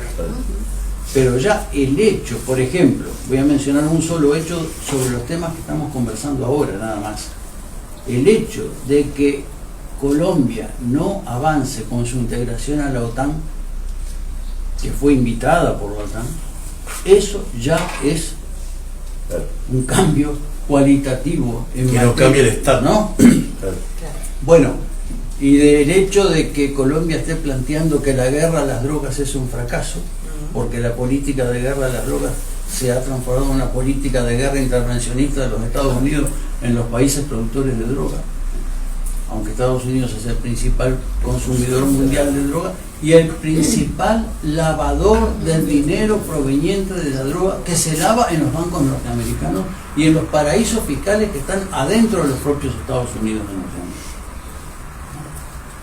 Entonces, ya el hecho de que Colombia pueda adoptar 4 o 5 grandes definiciones netamente geopolíticas de esta característica significa un cambio en el balance de poder en América del Sur. Con lo cual, si Petro logra hacer esto, y creo que tiene base social y fuerza institucional y política para hacerlo, este movimiento que mencionaba Ronnie hoy, la postergación de 52 oficiales generales de las 3 armas para nombrar una generación nueva al mando, ¿no? Eso no nos atrevimos ni nosotros a hacerlo y ganamos 15 años con mayoría absoluta. Perón lo hizo. Y nosotros no nos atrevimos. Quizás el último antecedente. Por eso no nos atrevimos a hacerlo por las contradicciones internas dentro del propio Frente Amplio, lo que Ronnie explicaba al principio mundial. Tengo una pregunta a propósito. Ahí, yo ya hablé demasiado. Ya está. Me metí en un momento que no tenía que meter. En base, Pero esto de TIAR era muy importante. en base a la caracterización más o menos esta del mundo geopolítico y cómo va caminando el mundo. Ahora estaba pensando que en algún momento se dio la posibilidad esa de lograr, por el Mercosur es un no ni más ni menos que un bloque económico, ¿no? El Mercosur es una economía, o lo que nos debería unir. Definitivamente nosotros, de nuestra perspectiva como fuerza política, somos internacionalistas. Creemos que un país puede salir solo a ningún lado, que necesitas apoyos que está relacionado lo económico con lo político. Frente a esta coyuntura que tenemos que, si lo ponemos a pensarlo fríamente, la pregunta acá es, ¿qué hacemos frente a esta realidad, no? A una realidad que vivimos un proceso anteriormente, cuando yo siempre digo que si a mí me preguntaban en los años 85, 86, me decían que iba a haber un Lula en Brasil, un Evo Morales en Bolivia, un Lugo en Paraguay, un Tabaré Vázquez en Uruguay, bueno, y todas esas izquierdas que se dieron, decíamos que era el viejo sueño, ¿no? Bueno, Venezuela, con lo que planteaba Chávez, que ahí vamos a fortalecernos como bloque, como región. Pero no se dio, e inclusive se dieron algunas cuestiones que fueron, que nos separaron más de lo que nos unieron, ¿no? No nos olvidemos que tuvimos fronteras, problemas en la frontera con Argentina, tuvimos problemas en la frontera con Brasil, nos costó esa cuestión. Y tenemos todavía gente que todavía no le dimos la aprobación, que es el caso de Bolivia, que no es menor. Ahora, la otra pregunta es, pensando hacia adelante, ¿no? Porque tenemos la caracterización del problema, ahora tenemos que pensar en cómo salimos de este problema, si es que podemos incidir en algo. Y si pensamos que no podemos incidir, la quedamos, o sea, tenemos que soñar que podemos incidir. La pregunta es, a su vez, si nos venimos a la interna, porque después recién dijimos el Frente Amplio le costó en 15 años, no pudimos mover un milico, ¿no? Y con esta coyuntura que tenemos, que ante cualquier declaración de manifestación y de solidaridad a un pueblo latinoamericano o no importa, tenemos los inconvenientes que tenemos dentro de la propia izquierda, donde se va fortaleciendo un grupo, que para no ser muy grosero yo pongo un grupo de esta izquierda que representa que es una socialdemocracia, donde seguramente vamos a tener 3 candidatos y uno de ellos es la representación clave de esa socialdemocracia. ¿Qué nos planteamos para poder salir adelante y caminar con una perspectiva de futuro, pero a ver, concreta? ¿Cómo hacemos para salir de este boniato? Porque a mí no me da ninguna esperanza que gane Brasil, que gane Lula, quizás en el corto plazo y a grandes rasgos, bárbaro, Lula, bueno, es parte del PT que está gobernando, pero ya tenemos un antecedente con un vicepresidente que volvemos a cometer los mismos errores. La perspectiva que tenemos en la izquierda uruguaya hoy, si lo analizamos en el corto plazo, vuelvo a repetir, hoy por hoy tenemos 3 candidatos con un brazo que es preocupante, que son esos que generalmente tienen esas declaraciones que decía Ronnie, ¿no? Que tenemos, a veces salimos hasta con 2 declaraciones ante una definición política a nivel internacional. Entonces la pregunta es, ¿qué hacemos? ¿Cómo nos planteamos salir de esto? ¿Con qué perspectiva? Porque yo veo que somos una pulguita en el mundo, en este mundo que estaban planteando, geopolítico, donde hablamos de puertos y armas, entre otros, y cómo podemos salir nosotros de nuestra región fortalecidos de todo esto. Sí. Nosotros teníamos una consigna cuando en la FEUD de los 90 la reconstruimos, cuando había caído el campo socialista, el hechizo desde los centros de estudiantes, decía de Bellas Artes, una pulga no puede parar una máquina, pero puede llenar de ronchas al maquinista. Y bueno, es un poco eso. Yo creo que primeramente nosotros, primeramente, hay 26 unidades temáticas trabajando en el frente, donde una es de inserción internacional. Y donde nosotros a través de una cuestión, hay que participar en la mayoría de las unidades temáticas porque es la elaboración del programa. Ahora fíjense lo que pasó en el último programa. La única comisión que tuvo 3 mociones que no consensuó, todo lo demás se consensuó en las comisiones, fue Relaciones Internacionales. Yo mismo no las consensué porque para mí eran determinadas, que era la lectura del mundo global, los TLC y la inserción económica, que a algunos es lo único que les interesa, la inserción económica. Que para empezar, titular inserción económica, un proceso de articulación, de integración continental, ya muestra una faceta que no es la nuestra. Integración económica le pusieron a un subgrupo. No, Olga, no, mira, no. Lo otro que creo que sus compañeros tienen que estar acá debatiendo, porque con Roberto tenemos una sintonía de muchos años, podremos tener discrepancias, pero en grandes líneas tenemos coincidencias. Creo que hay que traer a la otra parte a debatir, y que debatan, y debatir con ellos, intercambiar más que debatir. Ha sido muy difícil ese debate, a tal punto que por primera vez, desde que a mí me empezó a tocar ir a la Carifa cuando ellos se fueron al gobierno. Cuando ganó Tabaré por primera vez, un grupo grande de compañeros que estaban ahí pasaron a la tarea del gobierno. Y ahí empezamos nosotros la Carifa, de eso hace 15 años. Nunca había visto yo una incapacidad del Frente Amplio de hacer una síntesis de un documento de una situación. En todo caso, hace un documento y las partes que no haya acuerdo le pones A y B. Ahora, sacar un documento para marcar perfil por toda la prensa diciendo yo estoy en contra del 90% del Frente Amplio, como metodología creo que nos arruina. Estoy totalmente en contra, ya se lo he dicho a los compañeros, no estoy diciendo nada que no haya dicho. Y los comités de base creo que tienen esa experiencia, de que sean un colchón de debate entre los grupos. Y tienen la fuerza para hacer, entonces hay que participar ahí. Lo segundo es que las mociones del Congreso tienen que tener 2/3. No puede ser que las mociones por consenso no se voten. Y lo otro es que no hay que forzar falsos acuerdos. Si hay diferencia, hay que explicitarlo en la elaboración del programa. Hay que explicitarla y que la democracia frente amplista, me casi me equivoco. Me traicionó el inconsciente. Que la democracia frente amplista laude en su máximo órgano, y lo que no lauda quedará abierto, porque en la búsqueda de acuerdo, el lavamiento programático que vamos a hacer, como hicimos en el último congreso, fue espantoso. O sea, a nivel internacional, el sector que más incidió fue la Cancillería de la República, que vino en masa los funcionarios de la Cancillería a meter una articulación dentro de la fuerza política institucional. Pero yo no estaba. Tú ya no estaba. Y ahora volvieron, claro. Ahora hay que aparecer también para estar en el próximo gobierno. Entran a aparecer, ahí salen de las catacumbas. Hablo claro, me gusta hablar claro, ¿no? Entonces hay que trabajar en ese sentido. Con respecto a los planos de articulación internacional, hicimos muchas cosas en el Mercosur. Algunas, por ejemplo, cuando firmamos con Ehrlich y Aloisio Mercadante un proceso de intercambio universitario y terciario de estudiantes científicos de $25 millones de beca anuales para hacer intercambio de 6 meses de nuestros científicos, nuestros estudiantes más avanzados, nuestros programas de doctorado, nada menos que con la segunda universidad de Latinoamérica, que es la USPI, o la cuarta, que es la UBA, o todas esas universidades con la Universidad de la República, que es donde se produce el 80% de la investigación científica en Uruguay. Y la propia burocracia del Mercosur, del edificio donde trabajo, y el FOSEM, y todas esas comisiones, en 2 años no lo votaron nunca. Y estaban firmados por los presidentes y los ministros de Educación y Cultura.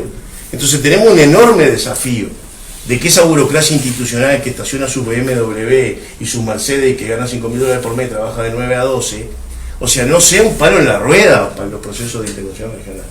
Y lo otro, tenemos la capacidad. Ahora me toca a mí esa tarea no sencilla, de que soy el responsable de la Regional Sur del Foro de San Pablo.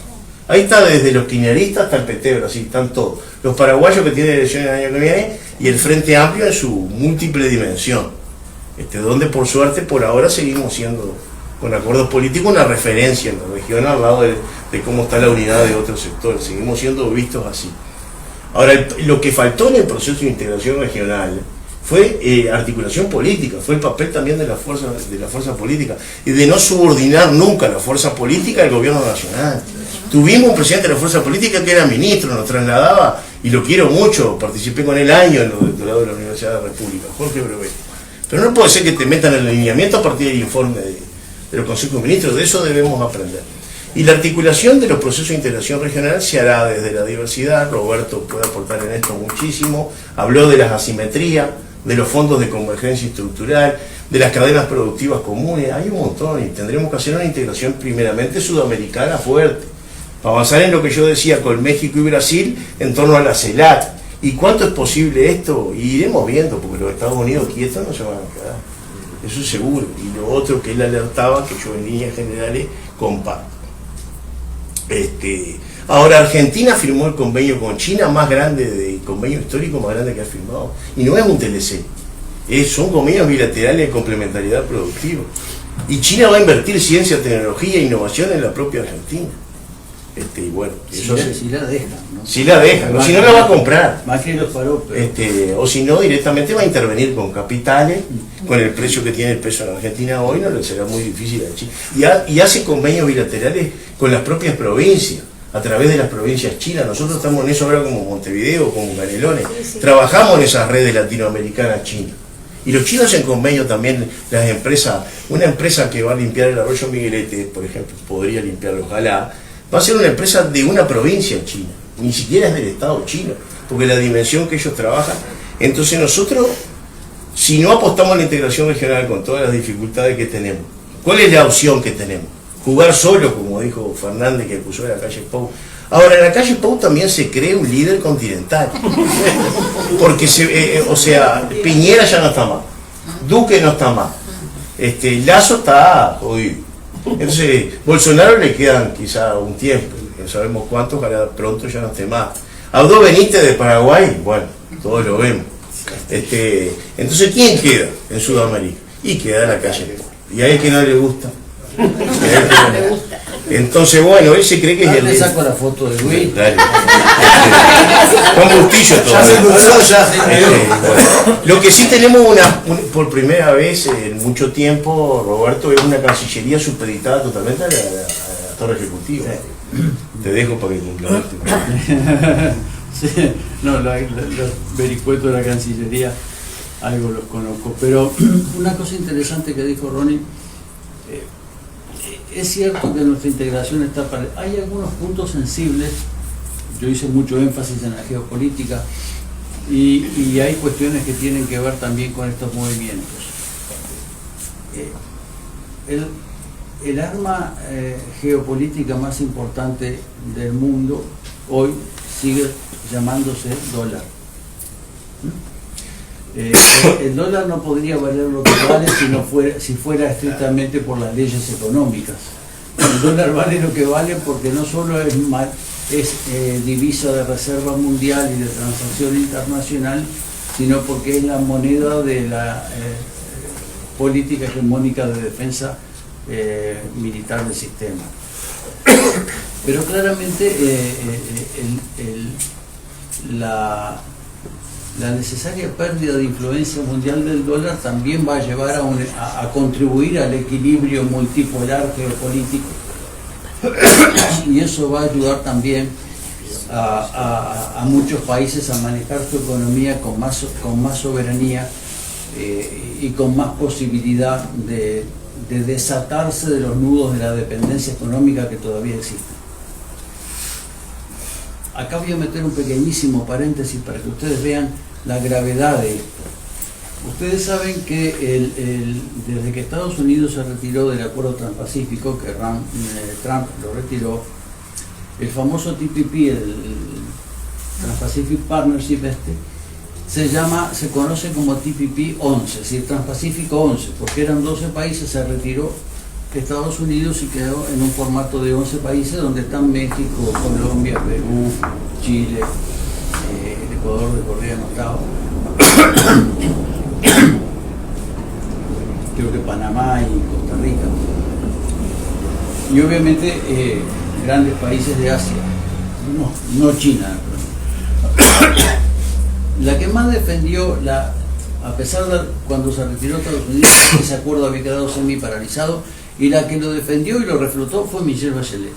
Ella logró que el acuerdo siguiera sobre la mesa hasta que finalmente también logró que lo votara la Cámara de Diputados de Chile.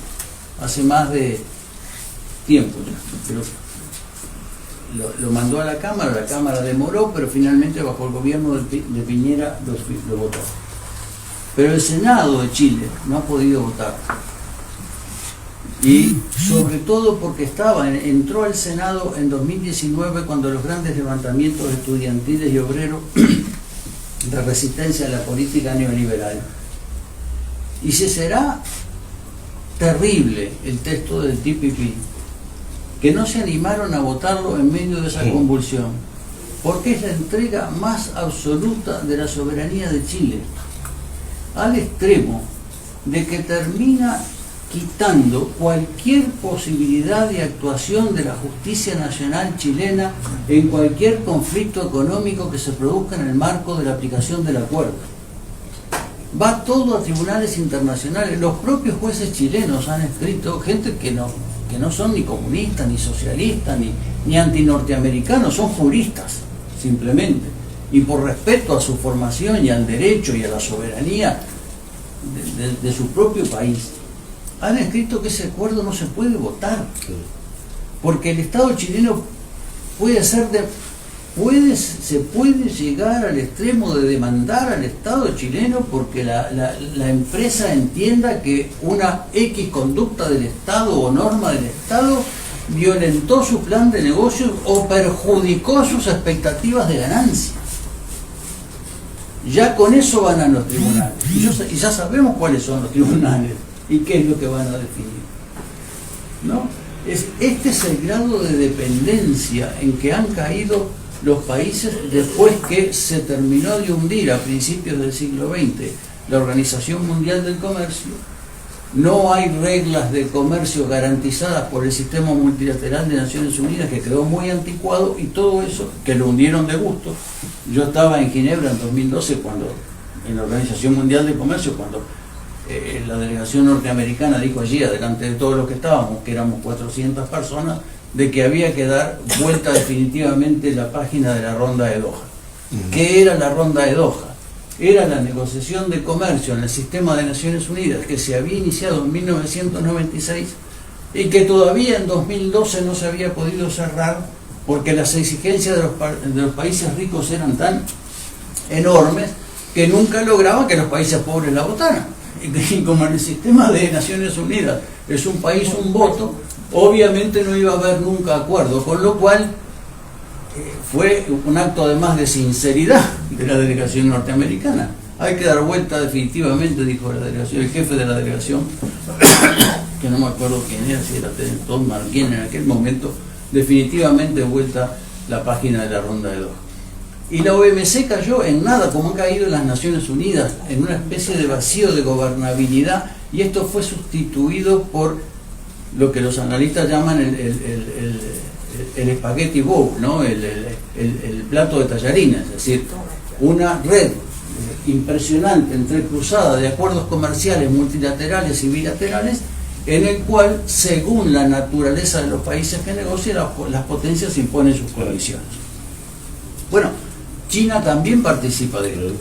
Ahora, los términos de los acuerdos comerciales que ha firmado China no imponen las condiciones tremendas, sobre todo en materia de pérdida de soberanía, que imponen los modelos de acuerdo de libre comercio que obliga a firmar Estados Unidos y la Unión Europea, ¿no? Por eso China ha tenido también tanto éxito en su expansión comercial en el mundo, porque es mucho más flexible. China no acepta, por ejemplo, cosa que está mal, pero que nadie le va a lograr imponer a China, que le fijen estándares de derecho laboral o derechos humanos, ¿no? Detalle. El derecho laboral y los derechos humanos adentro de China los maneja China, y esas condiciones no pueden estar en los tratados de comercio que China firma. Pero China tampoco le impone condiciones a los demás. Entonces, eso le ha podido abrir un amplio camino a acuerdos comerciales mucho más pragmáticos, con menos garantías. Pero lo de Europa y Estados Unidos, si bien tiene el lado bueno, digámosle así, que te exige estándares laborales, estándares de derechos humanos y estándares ambientales que ni ellos cumplen, pero que los ponen, porque después les pueden servir para los litigios. Por el otro lado, te impone unas limitaciones. Primero, te desmantela el Estado. Vos firmás un acuerdo de eso y el Estado queda prácticamente paralizado en su capacidad de intervención, en su capacidad de control, en su capacidad regulatoria, en su capacidad de inversión como actor en el mercado. Esos estados quedan tremendamente debilitados con la firma de estos tipos de tratados. Pero encima de eso, prácticamente queda inhabilitado el Poder Judicial Nacional para poder actuar en el conflicto empresa-Estado. O sea que son convenios muchísimo más gravosos en materia de soberanía que los que ha firmado China con otros países. Bueno, en medio de esta red, de este mundo económico, los Estados Unidos se han ingeniado para mantener, y Europa para mantener con este sistema todavía, o hasta hace poco tiempo, un gran dinamismo en el comercio mundial bajo sus términos y sus condiciones. Hoy ya todo el mundo sabe, porque además están las estadísticas, que China es la primera potencia comercial del mundo. Y esto ha sostenido al dólar. Pero ahora, por primera vez, desde la hegemonía norteamericana de la década de 40 del siglo XX para acá, comienzan las grandes potencias a hacer acuerdos de transacciones comerciales no transados en dólares. Y esto sí es un tiro en el pie de la guerra de Ucrania, porque quisieron someter al rublo y no pudieron. Y entonces Rusia ha logrado que el gas y el petróleo se comercien en rublos. Pero además ahora están empezando a armar, y por eso vino mi intervención a propósito de los BRICS, una canasta de monedas entre China, India y Rusia, y comienza a sonar el tema en Brasil, que también podría participar en sus negocios en el área BRIC con una transacción que no exija la utilización del dólar. O podrán usar un sistema de arbitraje propio de las monedas nacionales, es decir, entre los 5 países BRIC se ponen de acuerdo para cotizar cuánto vale el yuan respecto a la moneda de la India o a la moneda Al real. o al real o al rublo, y entonces crean una comisión de arbitraje que fija los valores relativos de la moneda respecto a sus transacciones y comercializan en esas monedas, aunque en algún momento quien quiera pasarla a divisas de reserva podrá pasarlas a dólar, podrá pasarlas a euro, podrá pasarlas a oro, o podrá pasarlas a yuanes, o podrá pasarlas, ¿verdad? Bueno, esto es también un síntoma de los nuevos tiempos. No es la decadencia de los Estados Unidos, es la pérdida del poder unipolar de los Estados Unidos. Y esto le va a dar más libertad a los países, porque ya no vamos a depender de las reservas en dólares. Argentina, que no tiene un dólar para comprar nada, podría encontrar, naturalmente que va a tener que tomar deuda, pero en otras monedas, pero podría encontrar vías de acordar inversiones y comercio con China o con Rusia sin depender de su capacidad de reserva de dólares que no las tienen, ¿no? Bueno, esto es un síntoma nuevo. Veremos cómo, claro, todo el mundo está asumiendo por hipótesis que Lula va a ganar. Es una hipótesis muy realizable aparentemente si no hay acontecimientos extraños. Bueno, lo que tendremos que observar es cómo se va a comportar Brasil en esto, porque en esto, si Brasil cambia de política, se incrusta en una política de esta naturaleza, ahí sí vamos prendidos los uruguayos y los argentinos, y no sé si querrán los paraguayos, porque ellos tienen relaciones con Taiwán, Sí, no con China, sí. pero ese es su problema. Muy bien. Yo me voy a retirar porque tengo que ir a darle de comer a mis hijos. Está muy bueno. Los míos ya comen solos. Los míos también, pero tengo que cocinar. Así que muchas gracias. Muchas gracias.